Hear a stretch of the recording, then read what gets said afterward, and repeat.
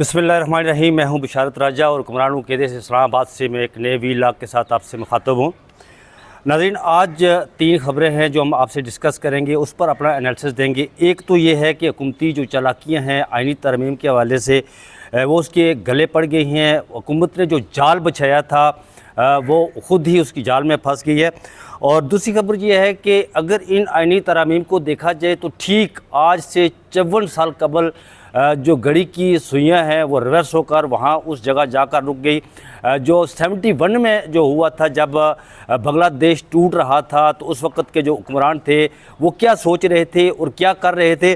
और तीसरा, आज वकील रहनुमा हामिद खान जो है उन्होंने एक प्रेस कॉन्फ्रेंस की और बड़ी धुआंधार प्रेस कॉन्फ्रेंस की। उस प्रेस कॉन्फ्रेंस में उन्होंने कहा कि मैं कब्र तक हम जो वकील हैं, वकला है, किसी किस्म की जो ये आइनी तरमीम, जिसके मतलब उन्होंने कहा कि ये 90% ऐसी आइनी तरमीम है जिसका मसवदा और जिसके नकात वो आज तक सामने नहीं आए और ना हमने पढ़े हैं। अगर किसी ने ये कोशिश की कि दोस्त धांधली से इसको पास करवाया जाए तो हम कब्र तक उसका पीछा करेंगे। ये 3 जो आम खबरें हैं, इस हवाले से हम इस पर अपना एनालिसिस देंगे। नाज़रीन, आपको पता होगा कि गुज़िर शब जब पाकिस्तान तहरीक इंसाफ का एक वफ़द मौलाना फजल रहमान साहब की जो उनकी राइश है वहाँ पर जब वो गया मुलाकात के लिए, तो उसके बाद तकरीबन वो 2 घंटे वो मुलाकात जारी रही। तो मुलाकात के बाद जब मौलाना फजल रहमान बाहर आए तो जो पीटीआई के चेयरमैन है बैरिस्टर गोयर, उनके साथ और दिगर जो पीटीआई का वफद गया था उनके साथ, मौलाना फजल रहमान के साथ ही उन्होंने एक प्रेस कॉन्फ्रेंस की। मौलाना फजल रहमान का जो प्रेस कॉन्फ्रेंस के दौरान जो उनका लब व लहजा था वो बड़ा तल्ख था। उन्होंने वहाँ पर जो ये गुफ्तगू की कि कुछ अगवा होने के वाले से भी बातें हुई वहाँ पर कि अगर किसी ने बदमाशी की कोशिश की तो हम भी जो है ना वो चुप करके नहीं बैठेंगे। और उन्होंने जो बात की कि मुसवदे की, आपको नाज़रीन पता होगा कि मौलाना फजल रहमान जो मुसवदे की बात बार बार करते हैं, हर अपनी प्रेस कॉन्फ्रेंस में वो कहते हैं कि हमने पहले दिन से जो हुकूमत का मुसवदा था, जो हमें काले लिफाफे में रात 12 बजे उस स्याह रात, मतलब काली रात में जो काला मसवदा हमें उसमें काले लिफाफे में काला मसवदा पेश किया गया, जब हमने वो देखा तो पाकिस्तान की उसमें उस काले मसवदे में पाकिस्तान की तबाही लिखी हुई थी। मौलाना फजल रहमान का ये भी कहना था कि हम उसके आगे दीवार बन गए और उसके आगे खड़े हो गए। असल में ये हुकूमत की चालाकी किया। अब जो नया मसवदा, नाज़रीन आपको याद होगा कि रायवंड में भी मौलाना फजल रहमान साहब ने जब मुलाकात की मुस्लिम लीग नून के जो सदर है, लोग तो उन्हें कहते हैं जो है वो जाली, वो मंसूर हलाज है, लेकिन मैं समझता हूँ कि वो जाली मंसूर हलाज, जाली मार्टिन लूथर किंग, जिन्हें मैं तो उन्हें ये कहता हूँ कि उनसे जब मुलाकात की तो उसके बाद बिलावल के साथ और deputy prime minister, foreign minister जिनके पास ओहदा भी है फॉरेन मिनिस्टर का, इसाक डार, और लॉ मिनिस्टर आज़मदीन तारड़ के साथ जब उन्होंने वहाँ गुफ्तगू की तो उन्होंने एक बात फिर बड़ी शद्द-ओ-मत के साथ ये इस बात का तज़किरा किया कि मैंने पहले दिन से ही जो हुकूमती मसवदा था उसको मुस्तरद करार दिया था। और उन्होंने ये भी कहा कि अगर हुकूमत चाहती है कि आइनी तरमीम हों और मुतफ़िक़ा राय से हों तो फिर हुकूमत को हमारे मसवदे पर आना पड़ेगा जो हमने अपना मसवदा दिया है। असल में वो मसवदा वही है जिसका जिक्र वो बार बार करते हैं कि वो एक स्याह लिफाफे में और स्याह मसवदा दिया गया था। हुकूमत ने यह किया कि उसी मसवदे को वो अल्फाज आगे पीछे करके वही मसवदा जो है वो नया पेश किया है। मतलब ये ऐसा ही है कि कोई अगर किसी को कहे कि बेटा वो आगे नहीं जाना, वो अंगार पड़े हुए हैं, वो जाता है तो उसके पाँव जब जल जाते तो वो कहता नहीं ये तो अंगार नहीं थे, ये तो आपने, उसने कहा कि आग पड़ी हुई आगे नहीं जाना, उसने कहा ये आग नहीं है, ये तो अंगार है, उसके पाँव जल जाते हैं। तो हुकूमत ने ये चालाकी की। जिस आइनी अदालत की वो बात करते थे कि आइनी अदालत हो, जब मौलाना फजल रहमान ने आइनी बेंच की बात की तो हुकूमत ने उस आइनी बेंच के हवाले से वही सारा कुछ उसमें डाल दिया जो आइनी अदालत के हवाले से, मतलब चीफ जस्टिस का तकर्रर प्राइम मिनिस्टर करेगा, जो जुडिशल कमीशन है उसकी तकर्री में कौन कौन से लोग होंगे, वही हुकूमत की जो अपनी मर्ज़ी और मंशा के मुताबिक वो लोग, उनके लाइक माइंडेड लोग उसमें शामिल होंगे। फिर ये भी कहा गया कि जो आइनी अदालत के लिए जो आइनी बेंच बनाया जाएगा सुप्रीम कोर्ट के अंदर, इन केस अगर बनाया जाता है तो उसके जो जजेज़ हैं आइनी बेंच के लिए, उसमें भी वो जुडिशल कमीशन और वज़ीर आज़म चीफ जस्टिस मिलकर वो उसमें बेंच की तश्कील करेंगे, उसमें कोई सीनियरिटी का ख्याल नहीं रखा जाएगा। वही लाइक माइंडेड जज अगर कोई हुकूमत को फेवर करता है तो उसको कहेंगे कि जी ये बड़ा आइन और कानून के मुताबिक काम करता है, इसको उस बेंच में शामिल किया जाए।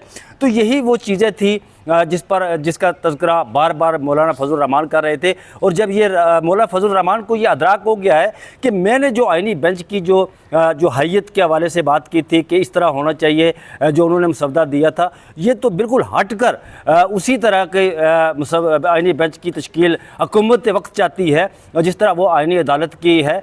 मतलब वो इस पर जो रात को मौलाना फजल रहमान ने एक बड़ी बिफरे हुए अंदाज में उनका जो लहजा था बड़ा तल्ख था, उसमें उन्होंने जो प्रेस कॉन्फ्रेंस की हुकूमत के उन्होंने कहा कि उन्होंने अपनी पार्टी के जो उनके सेनेटर थे, अरकान असम्बली थे, उन्होंने उनके अगवा के वाले से भी बात की।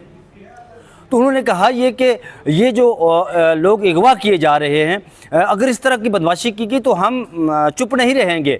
अब वो उस रात वाले मामले के बाद जो हुकूमत की चालाकियाँ थी वो उनके गले पड़ गई। हुकूमत ने मौलाना साहब को जो जाल बिछाया था उनको ट्रैप करने के लिए, वो उसमें खुद उसमें फंस गई और वो जो आइनी तरामीम थी वो तो बहुत पीछे रह गई। अब बात किसी और तरफ चली गई। अब तो ये मेंबरान असम्बली के उठाए जाने की बातें हो रही हैं, उनके बच्चों को उठाए जाने की बातें हो रही हैं, उनको अगवा करने के हवाले से जो बातें हो रही हैं। आज भी जो बैठक होगी पाकिस्तान तहरीक इंसाफ की, वो उस मेरे ख्याल में आई थिंक सो कि वो उस आइनी मसवदे के हवाले से बात नहीं होगी। वो बात जो होगी वो इस मामले पर, इस मुद्दे पर बात होगी कि किस जो लोगों को उठाया जा रहा है उनकी रोक के लिए क्या हिकमत अमली करनी होगी और किस तरीके से जो है वो हमें चलना होगा। तो इस तरह ये जो हुकूमत ने मौलाना साहब को ट्रैप करने के हवाले से जो जाल बिछाया था वो खुद उसमें फंस गए। फिर रात को दौड़े prime minister of Pakistan, Bilawal, law minister, foreign minister, ये सारे मौलाना साहब के पास चले गए। मौलाना साहब अभी तक अपनी बात पर कायम हैं। पहले दिन से डे फर्स्ट से उन्होंने जो स्टांस लिया था उस पर वो कायम है। जो सीनियरिटी के हवाले से जो चीफ़ जस्टिस के हवाले से नोटिफिकेशन के हवाले से उन्होंने बात की थी वो उसी पर कायम है कि जो जज हैं प्यूनी जज जस्टिस मंसूर शाह, उनकी as a chief justice of Pakistan तकर्री का नोटिफिकेशन किया जाए। अभी तक वो उस मुद्दे पर कायम है। मेरे ख्याल में आई थिंक सो मौलाना साहब इससे पीछे नहीं हटेंगे। और इस वक्त मौलाना साहब जो है वो एक बहुत अहम पाकिस्तान की सियासत में एक आप कह सकते हैं कि एक बेहतरीन अपोजिशन लीडर बनकर जो है वो सामने आए हैं। इसके साथ नाज़रीन आपको ये बताएं कि मैंने ये कहा कि घड़ी की जो उसकी सुइयाँ टिक टिक करने वाली वो 54 साल पीछे क्यों चली गई और वहाँ जाकर रुक गई।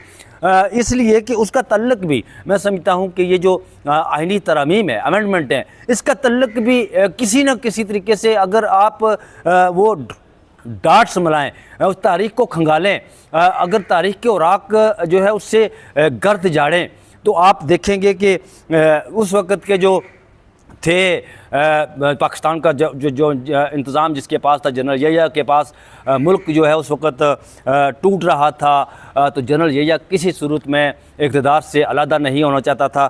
वो ये चाह रहा था, अच्छा वो हर सूरत सदर पाकिस्तान रहना चाहता था। और उसने दो तीन लोगों को कहा जी कि एक इसी तरह का एक आइन बनाया जाए, उसका मसवदा जो है वो बनाया जाए, तैयार किया जाए। फिर उसने 3 लोगों की ड्यूटी लगाई। एक तो उस वक़्त के जो IB के सरबराह उस वक़्त के थे NA रिजवी, उनकी ड्यूटी लगाई। उसके बाद जो उस वक़्त के DIG रावलपिंडी थे, उस वक़्त 71 की बात मैं कर रहा हूँ, अब्बास मिर्ज़ा, उनकी ड्यूटी लगाएगी कि जी आप आइन तैयार करें। उन्होंने आइन तैयार किया जी, और आइन के नुकात जो तैयार किए वो इस तरह तैयार किए कि वो हर सूरत इक़्तिदार से चिमटे रहने थे। उस आइन में लिखा गया था कि जनरल यहिया खान तायात से मुल्क टूट रहा था, फ़ौज पाकिस्तान वहाँ पर बरसे पैकार थी और जनरल यहिया खान ये आइन तैयार करवा रहा था।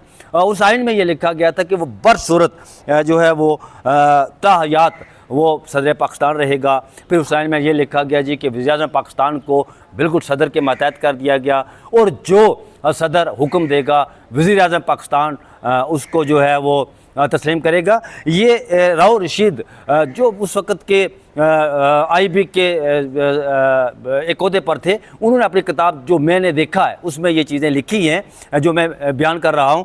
उसमें उन्होंने कहा कि उस आइन में ये भी लिखा गया था कि सदर फ़र्ज़ किया कि सदर ये हुक्म देते हैं वज़ीर-ए-आज़म पाकिस्तान को कि आप जो है वो जनरल रानी को किसी मिल का परमिट जारी करें, तो फिर वज़ीर-ए-आज़म को बरसूरत मिल का परमिट जारी करना पड़ेगा, या नूरजहां को किसी सिनेमा का लाइसेंस या कोई सिनेमा अलाट किया जाए, तो उस सूरत में भी जो है वो वज़ीर-ए-आज़म पाकिस्तान को उस वक़्त जो वज़ीर-ए-आज़म पाकिस्तान जो आइन के मुताबिक जो बाकी अगर पाकिस्तान बचता तो उसको भी सदर के जो अहकामात हैं उनको बसूरत मानना पड़ेगा। फिर ये किया जनरल यहिया ने उस वक़्त के एक जो सीनियर ट्रेन उसके अपने साथी जनरल हमीद गुल की बात में कर रहा हूँ, वो एक और लेफ्टिनेंट जनरल हमीद थे, उनको GHQ भेजा कि वहाँ जाकर जो आर्मी के अफसरान हैं उनसे जाकर आप ख़िताब करें और फिर देखें कि फ़ौज के अंदर जो मेरे हवाले से क्या असासात हैं, फ़ौज क्या मुझे पसंद करती है कि नहीं करती है। तो फिर जब वो ख़िताब करने के लिए वहाँ गए तो उन्होंने जब ख़िताब किया तो ख़िताब के दौरान जब ये उन्होंने कुछ बातें की तो उन्हें जान बचाकर वहाँ से भागना पड़ा। और फिर ये ऐलान भी हुआ जी कि आज शाम जो है वो ये 71 की बात कर रहा हूँ कि जनरल ज़िया खान कौम से ख़िताब करेंगे। उन्होंने ख़ुद को ताहियात सदर जो है वो डिक्लेयर करना था और वो ख़िताब भी नहीं रहा रेडियो पाकिस्तान पर और ना उन्होंने ख़िताब कर सके। जब जनरल हमीद वापस आए तो उन्होंने कहा कि आपको तो इक़्तिदार छोड़ना पड़ेगा, नहीं तो अदरवाइज़ ये तो जो फ़ौज के ख़ुद अंदर और आवाम के जो असासात हैं, जो जज्बात मजरूह हुए हैं, वो तो किसी सूरत आपको माफ़ नहीं करेंगे। तो फिर जनरल ज़िया जिस तरह गया वो एक तारीख़ का हिस्सा है। तो एक हामिद खान साहब जिन्होंने आज यहाँ पर ख़िताब किया वकील अपने वकला साथियों के साथ, उन्होंने ये कहा कि ये जो एक मसवदा लाया जा रहा है कौम के सामने, इसमें 90% उन्होंने बात की कि इस मसवदे के बारे में कोई पता नहीं है, कौम बिल्कुल लाइलम है। इस हवाले से वकला लाइलम है, सिविल सोसाइटी इस हवाले से लाइलम है कि मसवदा क्या लाया जा रहा है, कौन सा मसवदा लाया जा रहा है। तो उस पर भी उन्होंने गुफ्तगू की। उन्होंने ये भी कहा कि हम हुकूमत जो मसवदा ला रही है वो खुफिया मसवदा है, हम उसी को हम उसको किसी सूरत तस्लीम नहीं करेंगे। उन्होंने ये भी कहा कि अगर हुकूमत संजीदा है इस मामले में कि वो आइनी अमेंडमेंट लाना चाहती है तो तरमीम का जो मसवदा है वो तमाम बार कौंसल, मुल्क के जितनी भी बार कौंसल्स हैं उनसे वो मसवदा शेयर करे और उनसे राय ली जाए कि वो इस बारे में क्या कहते हैं। तो उन्होंने ये भी कहा कि साथ उन्होंने वकला एक्शन कमेटी बनाई और जो इस तरमीम के हवाले से इस मामला है जो वो उसको देखेगी। मखसूस नशिस्तों के केस में इलेक्शन कमीशन ने अमल दरामद का अगर अमल किया तो कब्र तक पीछा करेंगे। ये बात नाज़रीन उन्होंने इसलिए कही है कि आपको पता है कि सुप्रीम कोर्ट ऑफ पाकिस्तान ने जो फ़ैसला दिया था उस पर तो अमल दरामद इलेक्शन कमीशन पाकिस्तान ने नहीं किया।